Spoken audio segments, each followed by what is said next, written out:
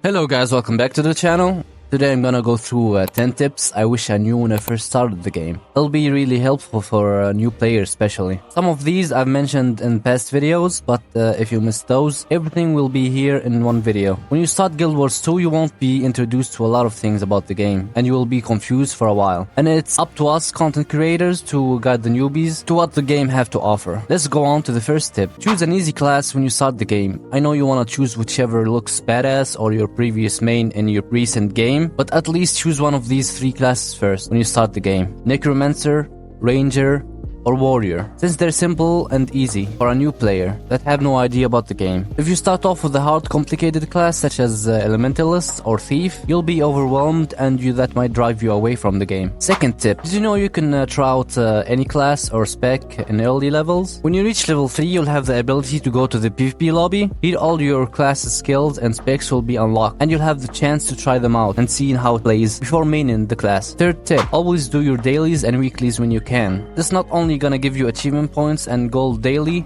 but also the currency that you can use to buy a lot of valuable things from the Wizard's Vault, which is the new daily system that acts like a game pass implemented by the game when Secrets of the Obscure launched. And no, it doesn't have premium version that you unlock with money. Fourth tip, make sure you always carry salvage kits and gathering tools. And speaking of gathering tools, there are other versions of them you can buy with karma. These gathering tools will have the certain buffs like gathering speed or extra loot when you gather, and even have a chance to get in rare loot. You can get these gathering tools from any main city.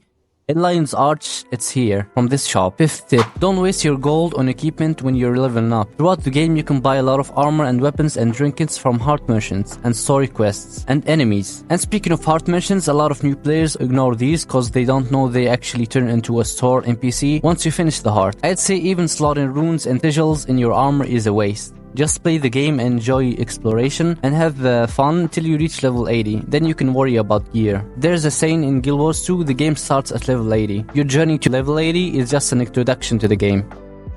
Tip number 6. Home instance and guild hall. In this game, everyone have a home instance, and you can actually fill these with resource nodes and gather them every day. But you don't have to do that, because filling a home instance would require around 6,000 gold. Instead, you can join someone else's home instance and gather their stuff for yourself. You can do this by going to LFG and looking for someone who's offering their full home and join them, or asking someone from your guild. Fully gathering a home instance is valued around 14 gold right now. In addition to that, you can gather resource nodes found in your guild hall, and you can actually gather multiple guild halls if they're not the same node level. Seventh tip, check your material storage. When you're out of gold and need it badly, you can always check your bank's material storage for valuable stuff to sell in the GP to get some profit. What I usually do is check my stuff in the website Guild Wars 2 Efficiency. You can link your API from the game, which you can get by logging into your account, going here, then choose everything and get your new API and put it in your Guild Wars 2 Efficiency account. And then you can check out a lot of things in your account, including the value of every item you own. Tip number 8. When you reach level 80, buy your gear from World vs. World. It'll be cheaper, especially if it's unique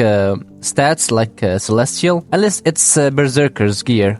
Get it cheap from the trading post. And when you buy gear with certain stats, don't search the name of the stat in the trading post, cause you'll get expensive crafted stuff. Instead, choose the stats from the filter and you'll get cheaper gear that have other names, but with the same stat. Tip number 9. Map completion. When you're leveling up your character, consider 100% completing every map you come across, as this will not only give you extra XP and help you out with more loot, but there's a 33% chance of getting a Black Lion key that you can use to open a Black Lion chest and get things that can be bought with gems, and if you're lucky, an expensive rare item that sells for a lot of gold. But don't rely on this too much. This is just an extra thing to consider. Also later, when you're 100% every map in the base game, this means not including the expansions, you'll get an item that you'll need to craft a legendary weapon. And last tip in this video, please set goals for your character. Guild Wars 2 is very casual friendly, and this is a big strength and also a weakness for the game. When you don't have a goal, you'll eventually get bored. So always get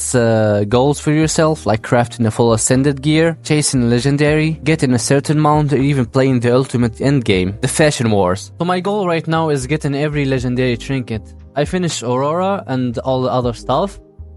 All I need right now is Vision and the 2 legendary rings. Now I have 200 globes of ectoplasm I need to give away from a previous giveaway. Sorry, I didn't forget about it, but I was busy. And I'm gonna choose first winner for the 100. Our first winner is Eric. Congrats. And our second winner is Rick.